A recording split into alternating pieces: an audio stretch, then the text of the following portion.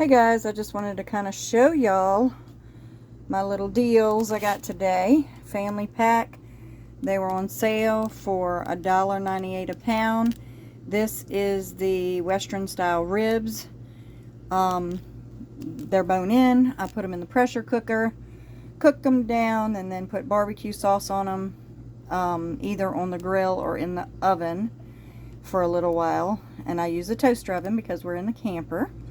So I thought this was a pretty good deal. So what I'm going to do is I bought 2 of these. Between the 2, they're 22 pieces, I believe, in the bag. It may be 1 or 2 more when I open it, so that tells me I need at least, I'm going to split it up into a few meals. So 8 would be plenty in a bag for our family of 3 to have 8 ribs and then side dishes with it. So I'm going to package them up. I'm going to open the pack, rinse the meat, separate them into Ziploc bags, date them, label them, put them up in the freezer for meals. Alright, and based on just counting them through the pack, and there may be 1 or 2 staggered under the others, I'm figuring 8 per bag. I'm not writing a number on here. I want at least 8 per bag. So I took out 3 bags. I put bone-in pork ribs because we do use the boneless as well, and the date, and I'll put the number on there. That way I'll know if it is the main dish. And I'm thinking the 3rd bag is probably going to be something to cut up and put in, like the cabbage. You can stir fry it down with cabbage. You can also cut it down into little chunks and batter and fry it like you do chicken nuggets, and it's super duper good fried like that, like little pork bites. So that's just one way we're gonna use that. So I've got my bags ready. We're gonna rinse the meat, separate it, put it in here, and we'll bring you back. Alright, and I have my little bag holder here, so that way we don't have to touch the corners of the bag or anything, or the mouthpiece with pork or anything. This holds it for you and allows you to put it in there without touching. Now, the reason we rinse our meat, of course not ground meat or ground sausage, anything like that. The reason we rinse meat, pork chops, chicken, all that stuff, is because, for one, you have other people handling your food. For 2, there's bone dust and stuff where they cut the meat and they just package it up. So it's best to go ahead and just rinse all your meat off before you freeze it. Alright, I have my first bag of 8 rinsed off in there. Now all I'm going to do is pop the bag off and get the next one ready. Alright, so I've got 8 decent size, because it's going to be a main meal. So I put M for main on here, and then I put the number 8 here. So I know when I dig it out the freezer, I'm not looking to say what is that and how many is it going to be enough for dinner. I know that that's a meal, so it's all ready to go. The other we fixing to package up, there's 6 little pieces left over. In one of these bags, I just threw an extra one because there was 2 shorter pieces to make up one decent size. So the ones that are left, I'm going to package up, and I'm going to put them in a bag by themselves, and I'm going to put 6 on there, and I'm going to put the number of, not the number, sorry, I'm going to put on there an A, and that way I know it's for an add-in to something. Alright, so I had already put my A on there, and I scratched it out because I changed my mind, because there's good enough meat on here that I am going to go ahead and just do it as the little fried nuggets. So I put 4 fried on there. My marker isn't writing on the bags right now, so I just put it on a piece of freezer tape and stuck it to the bag. Alright, my next deal that I got, some people may say it's not a deal, but we like the ground sirloin. 90%, so it's only 10% fat. I got it for $5.98 a pound, and a little more than 2 pounds. So I'm going to split this up and make it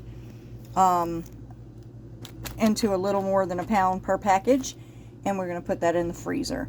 That way we do tacos or, you know, anything we need ground pork. A pound is plenty enough for our family, even with spaghetti and stuff. But I'm going to package up the next thing of ground beef for hamburgers. So we've washed our sink really good. We're not putting this meat in the sink, because you don't want to do, like I said, any kind of ground meat, whether it's pork or beef or chicken or whatever. You don't want to wash that. Just leave well enough alone. But you do want to wash your sink really good and spray. I like the Clorox cleanup.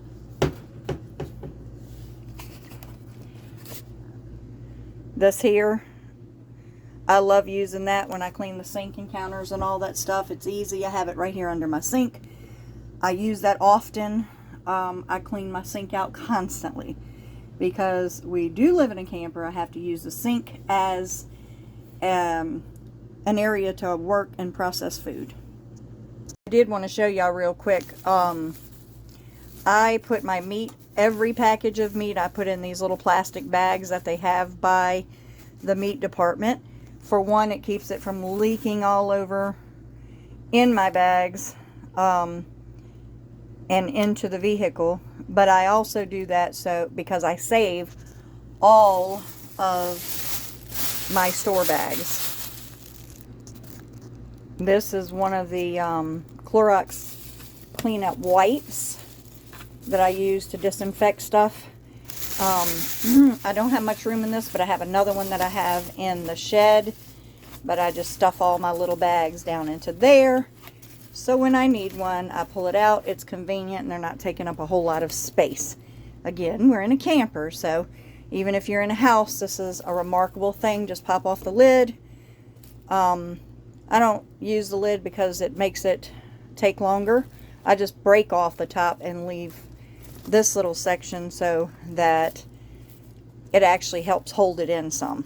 So, you know, I just thought maybe that'd be another idea for y'all, and to throw all your bags in here. All right. All right, so we used our handy dandy little stand like we used a while ago. The great thing about this is it is adjustable, so if you have smaller bags, you can adjust it for those smaller bags. You just clip the bag under here and it stands up on both sides, and then it's just so much easier instead of trying to hold the bag and put the stuff in. Alright guys, so I put on here ground sirloin or 90%. Usually I just put 90%. I put ground sirloin excuse me, on here for y'all's benefit. That way, you know, you want to start labeling your stuff, you haven't done it before, you may want to put what it is until you get used to your abbreviations or whatever. I put in here, this was 1.12 pounds, and the date. So this will go in the freezer for spaghetti, or that's why I put the pounds here too. So I know it's a portion for spaghetti or tacos or something like that. I also wanted to say I put the meat in there and I flatten it all out like this as good as I can, as flat and even as I can, because it makes it lay down in the freezer and store better. If you want and you have space in the freezer, you can lay it on pans till it gets cold, till it freezes solid, and then you can stand them up. It makes a lot more room in your freezer. Alright, so we have 4 of the little more than 1 pound packages. I just put the 90 like I normally do on here because I know what it is. So we have 4 of these ready to go. Alright, and then this last pack, we've already dug into it and started. We're making into hamburger patties. So my helper, Dallas, is making the patties up for me in here, which that is a handy dandy little Pampered Chef maker. And what we're going to do, just to show y'all, is I'm going to take my wax paper. We're going to plop, so that handy dandy little Pampered Chef thing, Dallas plopped it in the middle. I really wanted it to the side. We cut wax paper that I get in sheets like this from Sam's, get the bulk. I had Dallas cut them straight down the middle because there's a crease in them. And then we can just fold it over and lay another and lay another. Alright guys, so remember we put the one burger in there. We flip the wax paper over on it, but for separation purposes, if I just want to grab one burger instead of the whole pack, I can do that. With the wax paper, I can separate it and just get what I need out the bag instead of a whole meal's worth if I want to. So then Dallas is going to go ahead and put the next one. And see how beautiful that is? And then we're just going to put another one. I usually do the bottom one with the flip over like that, because it's going to be touching the bag and there's going to be something sitting on top of it. So that's how we handle that. I like to do my burgers too high, and then 4 in a pack of the too high stacks. So that's 8 burgers. So we can take, if we have more than the 3 of us here to eat, we usually do, Mark and Dallas do 2 each, and I usually do the 1. And then we'll put the next one. But if I want to do individuals, like I said, I just go ahead and put the 8 in there. If we do have somebody extra over, one of the grandkids or something, we have an extra burger. Or if Mark decides him and Dallas want to split the last one or fight for it, that's what they do. I wasn't really paying attention, so I kind of let Dallas put that on top of the other, and I already have 2 there, so I put my next whole piece down, not whole, but the half of piece, flipped it over in half because that's going to be touching the bag, and then we're going to put another one down so we can just grab that as need be. And then we'll get another, put it on top because that's going to be up against the bag. So on my bags, I'm writing HB for hamburger patties, the date, and that there's 8 of them in the package. Alright, so on to our next deal. We had got the boneless breast for $1.98 a pound. I do not think that's bad at all.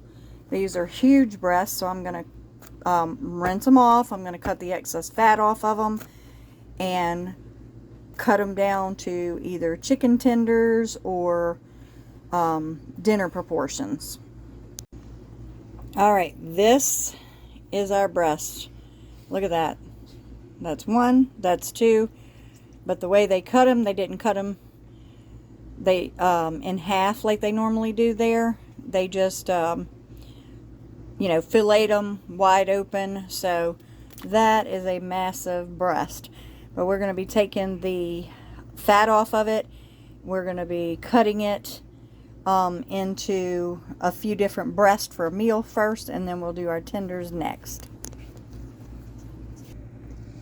Alright, so we cut our big gigantic breast into 2, and then I cut them in 2 again. So this is what I was left with. And then I sliced down the middle like this and butterflied it, and then this is what we have. A nice chicken breast. That's plenty of a portion for dinner, and that's what we're going to bag up. And then our fat and stuff like this, we're going to throw on the side and cook that up for the animals. We try not to throw away or waste anything. Alright, so like the burgers, I'm going to separate the meat. I could throw it all in a bag, but it makes it harder if you do want to pull out an individual piece. So like the burgers, I put my little paper down. I already had that one cut instead of going with an extra one. So put my paper down, put my chicken breast, great portion, put my next chicken breast. And they lay better if you try to lay them right, like even with each other. It's not always going to work out perfect, but better than nothing. All right, so what I do is I do 3 at a time, because 3 is, if we decided to take and pull out 3 of these just to make a sandwich, a chicken breast sandwich one night, we can do that. They're already separated. They're individually portioned, perfect size for that. Alright guys, so we have our 6 chicken breast portions in our bag. I have chicken breast. I wrote 6 on there and the date. That way I know I can either do it as a meal. So I'm making it up as a whole meal, pulling 6 out at one time. Or I'll know if I do make it for sandwiches or something like that, I'll just put a line through it.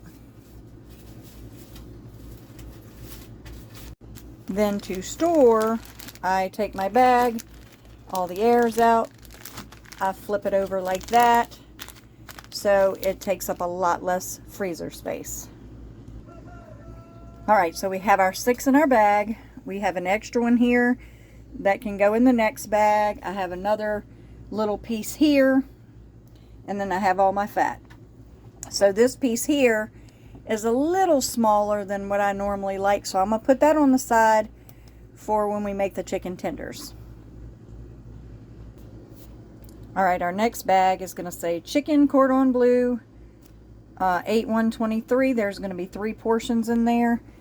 I took the breast and I split them open like this. That way we can stuff the insides. So all we're going to need is 1 each for dinner, because that's going to be plenty with sides. When I lay them out, I am going to lay them out opened in the butterfly so that I can take them out. They're easier to thaw. They're already opened up. I can stuff them, and it makes for cook time a lot faster. Now I did make Mark's and Dallas's a little bit larger piece of chicken to stuff, and mine a little smaller because I'm not going to eat a very big piece of meat for dinner. They will. So I just made their portions a little bigger here. Alright, our last bag of meat. We saved the chicken nuggets, tenders, whatever you want to call it. It says chicken breast, and I put nugs on here and the date, and I flatten everything out in the bag and get all the air out. So that'll be a good, nice portion, because they really like the chicken nuggets. So that'll be a nice portion. We want to take it out and make Alfredo with it. If we wanted to fry it and make just chicken nuggets with it. And we do have the option with the other ones that we package with the wax paper and all between, if we want to use it for something other than just a whole breast. So this is the last of that. Now, I had the chicken fat and stuff that I cut off of there. Now what I'm going to do is I'm going to throw that in a little skillet, and I'm going to cook that up, and the dogs are going to get that mixed in with their dog food, because it's extra protein. I do not like throwing away anything like that when it can be used. So if you do not have animals, and you can use it for fishing bait, you can use it to you know, do all sorts of things with. So the one thing I definitely want to stress is keep your hands clean. Constantly wash them while you're messing with meat, especially chicken. Keep your sinks washed out every single time you put some other meat or something in there. Wash it with the dish detergent and the bleach spray, and that way you don't have to worry about salmonella and stuff like that. Keep your counters clean. Keep all your working area clean. Your little bag holder in between every one, clean it, dry it, and then get ready for the next batch. So we'll revisit in a minute how we done, how much we paid for all this meat, how many packages of meat did we get for our family, and how much per portion it costs to do that. All right, so just to give you an idea, this is all the meat, skin, chicken, everything that I had left over, the little silver piece in the middle of the breast. That's what I had left over. Once it cools, I'm going to add it to the dog's food this evening, and no waste there. The styrofoam trays that we washed up from the meat,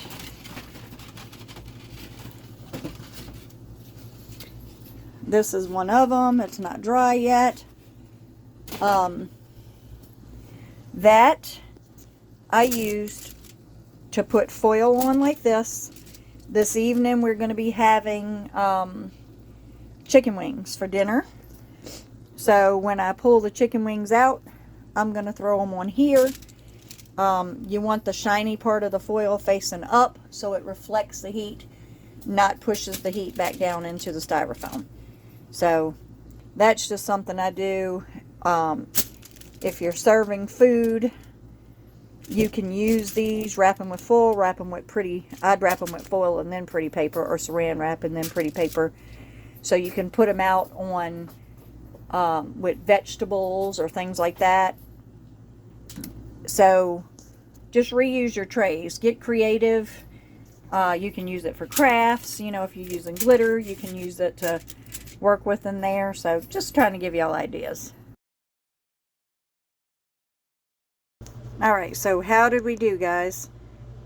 We did the 3 packs of the ground sirloin, because we're not losing a whole lot of it in fat, so I'd rather buy that than buy the meat that half of it is going down into waste, because it's just grease.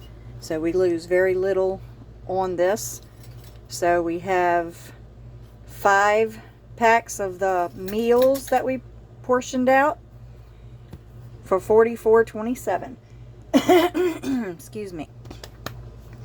Then we have the bone-in ribs.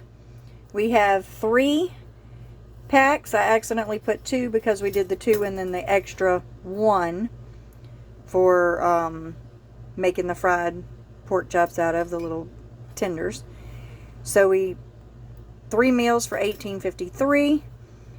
And then we did the chicken breasts. We did 2 of those for 5 meals that we've gotten out of it for $15.22. So remember, the ground sirloin was $5.98 a pound. The ribs were $1.98 a pound. The chicken breast was $1.98 a pound. So for our family, we made 13 meals out of the meat that we just purchased, which was $78.02 a meat, $5.46 in tax, which came up to $83.48 for the meat that we just purchased. So that's 13 meals for $83.48. So we divided the $83.48 by the 13 meals. It came up to $6.42 per meal. And that's for our family, which is more or less a double portion, because Dallas and Mark likes meat. So if you do a normal portion, it's going to be a little less, and we'll show you the breakdown. So I figured you would add $3 for sides to this meal. So it's going to be $9.42 for a family of 3 to eat for that meal. Now, if you do the regular portions, which you could easily get the 13 times 2, because it's enough for a whole additional portion. So you got 26 meals. You take that $83.48 that the meat cost you, and that was a tax included price, guys. We live in the state of Mississippi. It's 7% tax here, so it added $5.46 to our bill. So that's how we came up to the 83.48. So the 83.48 divided by the 26 meals per normal meal was $3.21, not with the extra portion. And then the sides, we figured $3, so it would have been $6.21 for a meal. If we would be doing normal portions, that's what it would cost us for a whole family of 3. So that's not per person, that's per meal. And then I just put here normal, add the sides, approximately $3 to portion out the meal. So that's how we did, guys. I don't think we did bad at all. Thank y'all for tuning in. We ask that you please hit the thumbs up if you like the video. Subscribe to our channel if you think this is useful information that you could use or share with somebody else. Share us out if you think that somebody else could use the information. And comment down below if this has helped you or any other way you might be able to help me. So guys, we thank y'all for being with us today and doing life together one day at a time.